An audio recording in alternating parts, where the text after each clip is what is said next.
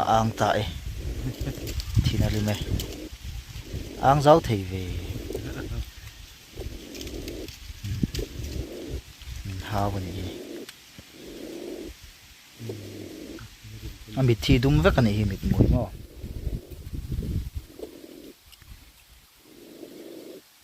đại liêm cái giờ sạc cái gì đâu anh ạ anh chú với con anh liền cho khóc mày hay cái cột thiên này tây lạ